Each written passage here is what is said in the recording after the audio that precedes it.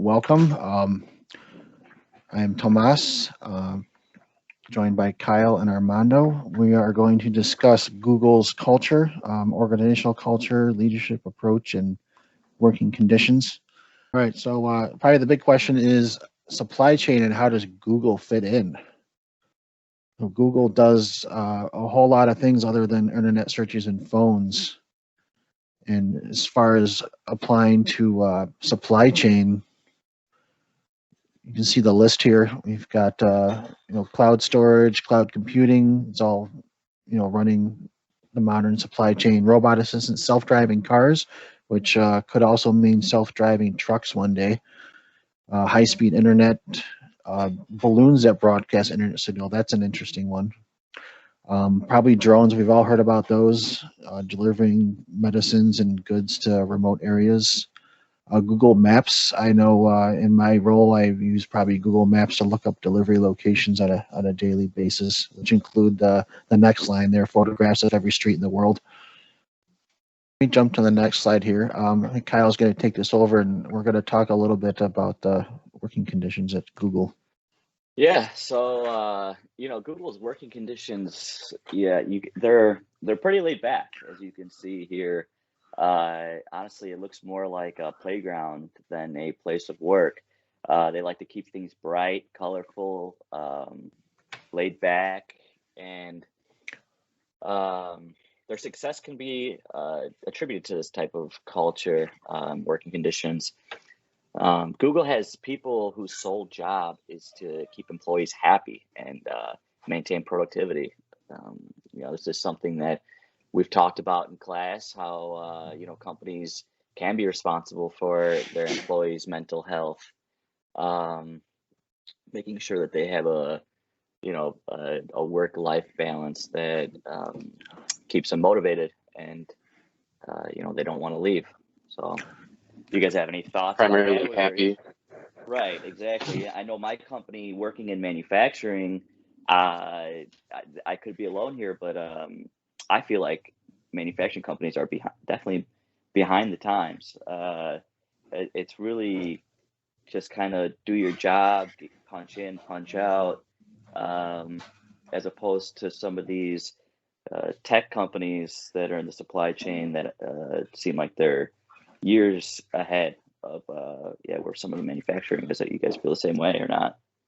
Actually, it might be different years. I actually have stories from my current job when it was a little bit bigger organization, and there was a whole floor that was just kind of I wouldn't call it a slacker floor, but they had ping pong tables and other stuff going on. They had a softball team, and a lounge area, and a pretty extensive break area. So it almost seems like they kind of went backwards and forwards at the same time. Like it's stuff that companies used to do to kind of keep everyone involved, and we just got away from it. I can agree with Kyle. I don't think I've been to a place that kind of has this, I would call it extreme setup, but it's nice to see they have actually put a lot of money and I would call it an investment towards, keeping not only employees happy, but if you literally keeps them there for a longer time, and happier employees give you more productivity in whatever projects they're working on, or just in their general job. And just doing some research on my own, and I'll kind of put this when I have to talk to my two topics, but it's just amazing to see they have swimming pools, volleyball courts, all these things that you normally don't typically see at a location, and it's awesome. Their employees are happy to work there, and that's just it's always, you see why, because they're always one of the top companies, or one of the top companies where employees rate them the best place to work. Right. Yeah, I actually pulled out somebody had brought in a portable ping pong set, so I actually pulled that out today, and there was a couple people in the office, and we actually played for like 20 minutes on the one of the conference tables. So that was a nice release for end of the quarter stress day. Google hires pretty much the smartest of the smart people, and those type of people are going to get a lot of opportunities at other companies, other startups. So turnover can be a huge problem.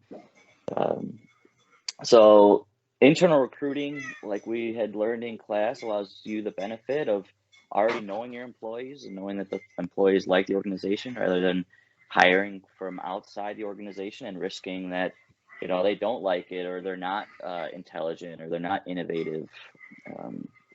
So retaining the employees is a lot cheaper, and then keeping them engaged, providing things like dining and laundry and childcare, free car wash and having a gym on site. The employees are provided with better work-life balance, and it allows them to be actually more engaged with their work since they can spend less time having to worry about how they're going to do certain things in their personal life. They can save an hour dropping their kid off at a daycare in the morning and just go straight to work with them. That helps. That makes people it allows people to focus. And then as far as their career development, they do have programs in place to ensure that employees remain competitive and innovative for their long-term success. And then the leadership style that they have is that they believe in independent thinking and encourage employees to invent new technologies and innovations. Cool. Yeah, so Tomas, if you go to the next slide, I'll go into a little bit more why it is so important for them to offer this type of environment for their employees. It's a retention strategy. Yeah, I think all those probably really go together. Like you said, these are probably smartest of the smartest, and they have lots of other opportunities. So all these kind of additional perks, I would imagine, is kind of the turning point, or the one thing that really keeps them on board. Exactly. If you want to go on to the next slide, I can go into some of the additional perks that they offer. So Is this the facial machine? This is the napping pod. So Google has always been known for their competitive pay. Like I mentioned earlier about the dining. So they do offer free lunch, breakfast, and dinner prepared by a chef on site. They offer free health and dental, free haircuts on site, free dry cleaning on site, subsidized massages, gyms and swimming pools on site, hybrid car subsidies, nap pods, like in the photo I showed to the right, which I'm extremely jealous of. I don't know about you guys, but when 1:30, 2 o'clock rolls around, sometimes that's all I need is a nap. And where I'm currently at, you get fired for something like that. Well, I guess that really beats like going in a parking garage. Yeah. It does beat going to the parking garage. Or finding a room or a meeting room and just kind of, finding a place to sleep without having an actual destination for it. Yeah, or putting yourself in that weird state of rest where you're still kind of awake, your eyes are just a little bit closed. That's no fun either. So these guys look like they're passed out and nobody's going to bother them, which it seems pretty cool to me. I'd be curious if you have to put that on your calendar. Yeah, I actually. That's a good point. Yeah, you must have to block off, a certain portion of your calendar to be able to exercise this luxury. Can Kyle meet this 2 o'clock meeting? Oh no, never mind. He's taking a nap. Yeah, that's all right. And then some of the other things that they offer is video games, foosball, ping pong, which you kind of see those things a little bit more common these days. On-site physicians, death benefits, and generous paid parental leave, which is still to this day not a given. In some states it is, but my company offers no paternity leave for the father. So I know U.S. Foods does, but they just implemented that, I believe, the beginning of last year. So they were not on the same page, but just recently. Yeah, I know when my son was born, I had to take 2 weeks of my own PTO. So my company does a lot of things very well. It's one of the things that, I think they need to work on, but not just them. A lot of companies, it's something that they should work on, and those type of things would make me actually consider leaving if I was able to get a similar job somewhere else. You see something like that, 2, 3 weeks. My brother got 2 months. Wow. Those type of things are huge, especially if you want to have 3, 4 kids. Um, so Yeah, I can definitely see That's how that'd awesome. be a deciding factor, you know. absolutely. Some of the reasons why they do these things is they're not just shooting from the hip. The work conditions they provide, they do come at a high cost, but Google sees the investment worth uh, worth it due to the cost of the high turnover and dissatisfied employees. And because they do these things, according to pay scale, 86% of Googlers are satisfied with their jobs. So You know that's a what? That's very interesting that you brought over that high turnover, because I just read an article that I think Tesla's in right now a lawsuit with Rivian, because I can't remember the exact number, but I think they took like 170 something of Tesla's old employees. So I kind of think it saves you from kind of having to go to court if you guys are going to another company that's in the same, I guess industry. Because now Tesla's suing Rivian because maybe they, poached some of the same other old employees and took some of that knowledge from Tesla and kind of incorporated it to that new company. Yeah, I was gonna say right. intellectual property Yeah, so I think concerns. like 100. I think the number was like literally high, like outstanding. But it's good to see that their turnover rate's low, so that kind of helps them from having to do those kinds of things where they have to go to court and get that settled through a judge. And as far as Yeah. the satisfaction portion of it, and I'll touch on this later.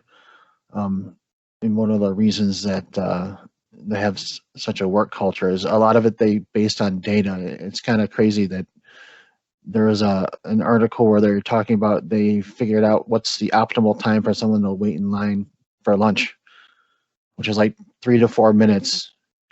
And and they say, like, if it's longer than that, they're wasting time. If it's less than that, then they don't engage with other people in line enough. Huh. So it's just crazy. I think a lot of the decisions they make are just based on big data that they collect. So let me jump to the organizational culture, and I found a couple of pictures here. This one's good. The music room they have, and then this other picture on the right here is actually the Google self-driving car I mentioned for the seniors. Just like a little two-door coupe that drives them around. So it's part of the supply chain that they're part of. Okay, so there's an article that I found. They kind of mentioned 10 reasons why Google's culture works. The one here, built on data. A lot of the decisions, probably all the decisions they make, are based on data. So they're able to quantify a lot of things and rationalize what they do. Obviously, fun work environment. You can play guitar and go down a slide and take a nap, I guess. And the whole point of a lot of the things they do is to encourage this creativity. I mean, they are trying to be cutting edge and really getting into new ideas from people. What's the some of their hiring practices? They actually kind of look at more character and skill rather than just straight resume, which I found interesting.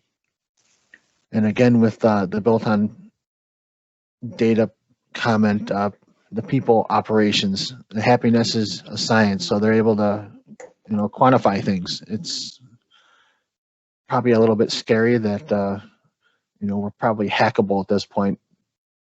Yeah, a little bit of my section goes into how Google kind of established the correct, I think it was either manager or leader, but they kind of use analytics to help them build a foundation of what makes a good leader, effective leader if they're in Google. So I'll touch more on that later. Yeah, probably in there is that the next thing, the open communication policy, which there was a mention of radical candor, where you kind of directly confront people on whatever issue, in order to stay away from politicking and getting into little cliques. Next, Yes. no, go ahead. Politicking, well, I was just going to comment on politicking. I feel like, it's something that we presented on in class a little bit last week, and I don't know about you guys, but that's how a lot of decisions are made in my company.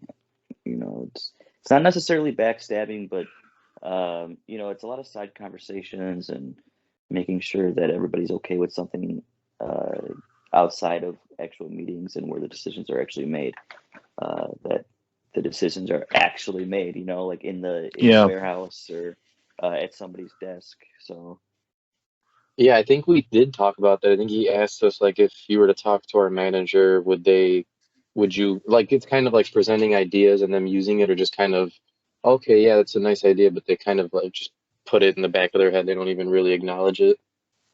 Yeah, I have to say I don't politic. I wouldn't call it that, but as far as trying to drive change, I found it effective to kind of go around and talk to people individually and get their feedback and kind of build a strategy that way before making some kind of announcement or going straight in with some kind of a change.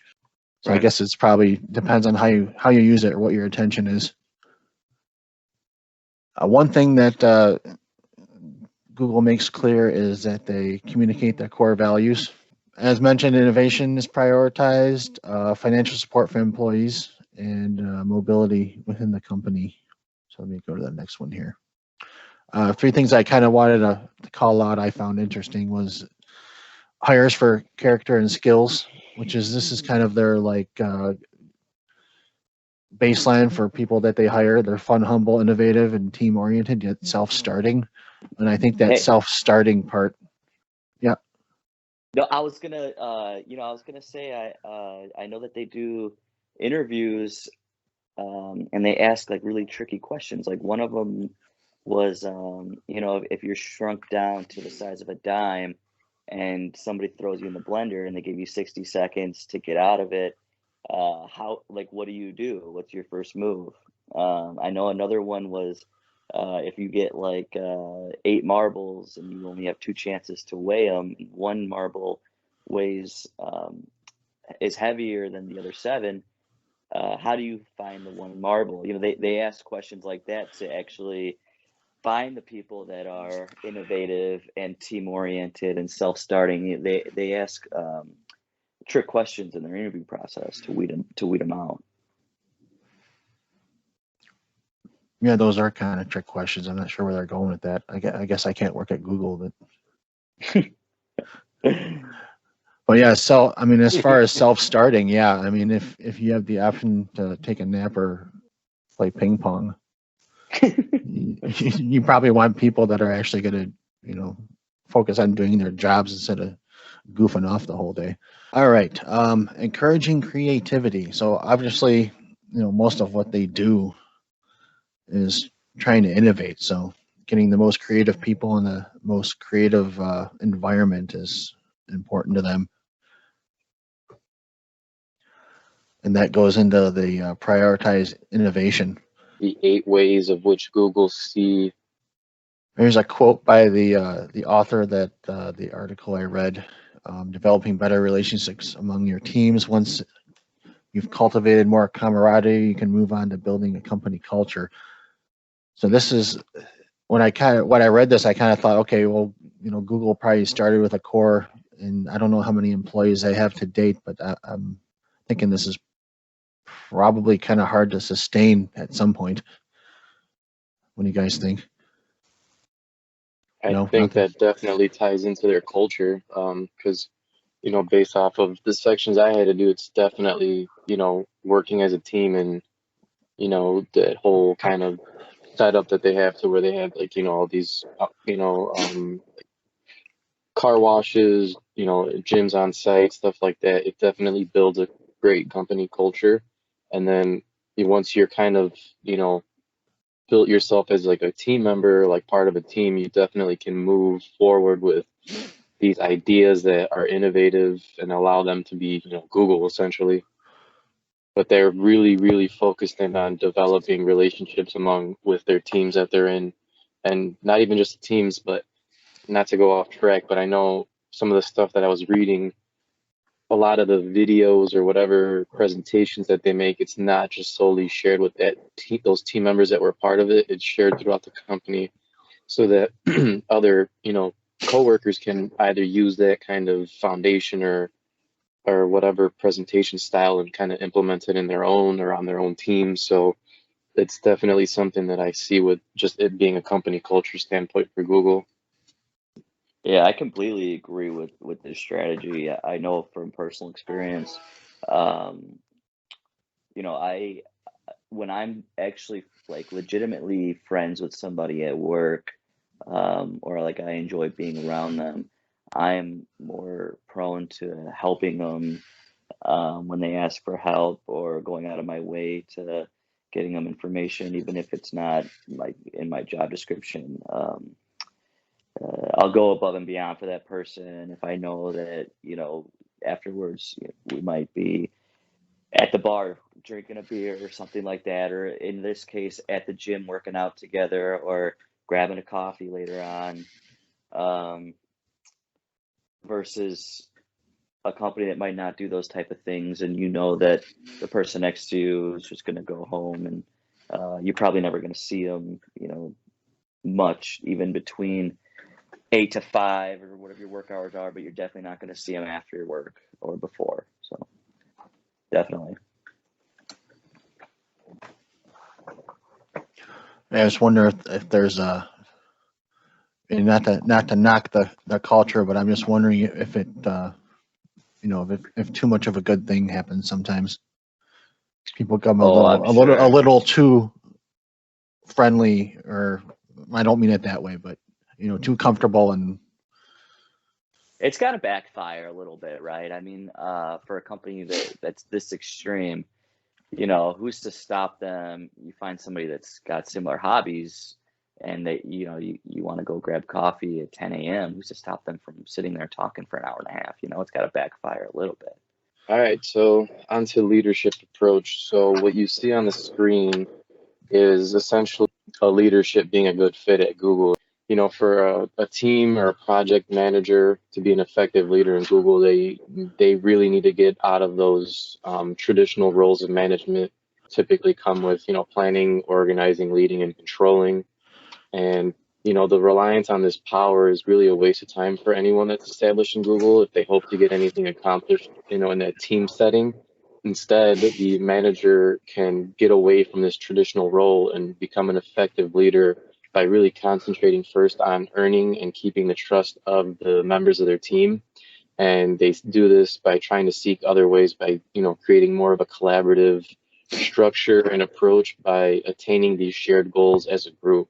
So it's not quite as complex as you might think Google's setup is, but it's very difficult to do in a company that is known to keep, these traditional ways, or even just as Google, just being, very analytical, a very intelligent company, just as far as the way their engineering talent goes. But the managers at Google really transform themselves into leaders, have this ability to, I guess, gain that collaborative effort of their teams through credibility or some sort of rewarding system to where the team members are rewarded with recognition, some sort of mastery in that given area. And then obviously that's something that's important for Google is just that engineering portion and developing that talent. And then also sometimes that need for just professional respect as being the best in the industry at what they do.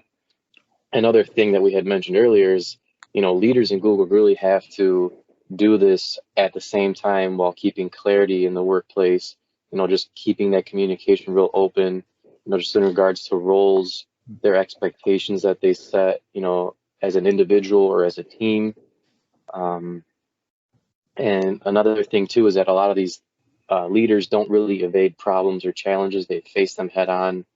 And then all of these factors that are tied in will over time create a level of transparency that really fuels the relationship between the leaders and the members of that person's team. I can see that kind of goes into the radical candor I mentioned earlier. Just everyone just being honest on what the issues are instead of trying to tiptoe around it or hide problems. Yeah, kind of put them under the rug kind of situations. Yeah, exactly. Yeah, so a lot of these factors combined then form these expectations and then this like new foundation of what a leader in Google should be, kind of versus a manager, which, there's obviously differences that we've talked about in this class, but the differences are significant enough and make a difference for a team or project manager that lasts in the culture. And we can clearly see that just because given their track record of, that top place to work in, or just how long these programs have been in place for Google, how we mentioned their recruiting process at Google. Another thing that I found interesting was a lot of fact of for most common reason for employees to leave their company was just due to how their manager worked or how their manager was. And Google has been known to seek advice on how to kind of get rid of that, traditional role of how a leader should be, and kind of really getting rid of that bureaucratic kind of style, because they fear that they'll lose valuable employees as a result of this.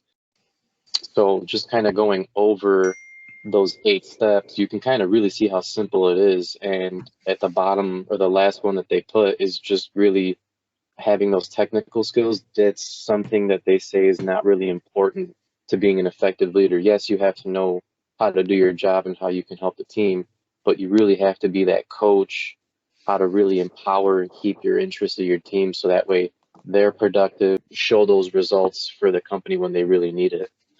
And So yeah, do you guys go ahead, Tomas? I was going to say that so the managers are necessarily managing the work; they're just managing the people doing the work and making sure they're focusing in the right things and going in the right direction. Yeah, I'll get Support the more into project. that into the next slide. But yeah, it kind of, I think essentially it all ties in for how a manager should be an effective leader, because that's technically the person you relay your information up to.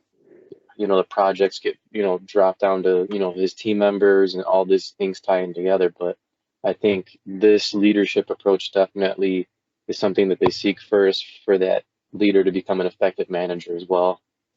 So something that I found on an article, pretty much there was a research that was done on how companies failed to select the appropriate category or candidates for a manager position. And I didn't believe it. It was 82% of the time they incorrectly chose the wrong candidate. So I just wanted to hear your guys' feedback on that and how you feel if that's like kind of a correct number. Yeah, I feel like a lot of times people do quit, their managers and not the actual job.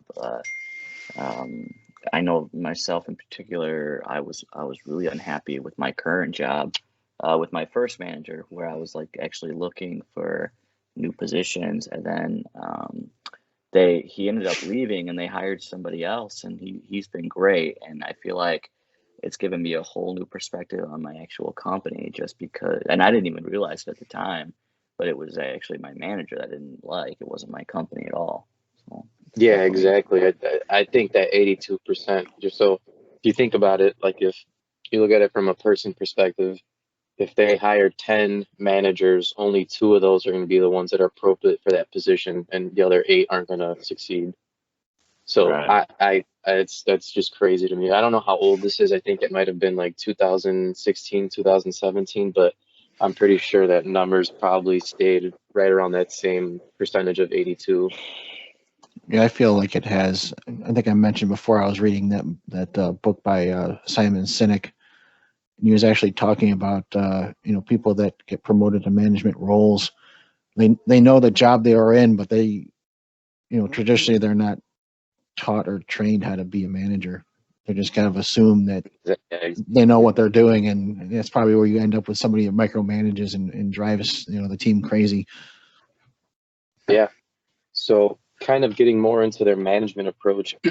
So kind of just how the management of the company is.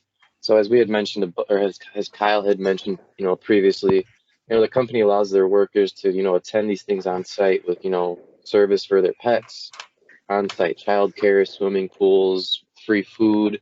That's a benefit that workers look for and kind of desire. So the company definitely tries to maintain its staff with all these necessary environments that'll be helpful for the employees to generate either a new product or a new idea, which will be able to affect future generations, which is something they're really heavy on. So there's something that they think that they can work on that'll affect, future generations. They'll definitely allow them to work on a project of that nature. And so Google has applied these principles of the Hawthorne theory, which essentially just allows, which creates this kind of team environment, and they really give their employees incentives to improve their output, just in working in groups. And then Google really enforces, this thing on there for Google just to work in teams. It's not really just one person kind of task. So every task that's assigned for a special group is usually consisted of at least 3 to 4 people. There's really there's no boundaries given for those responsibilities. So that means, each person can switch from whatever assignment that they're given on their team and continue, his or her work in another team or another section of that project.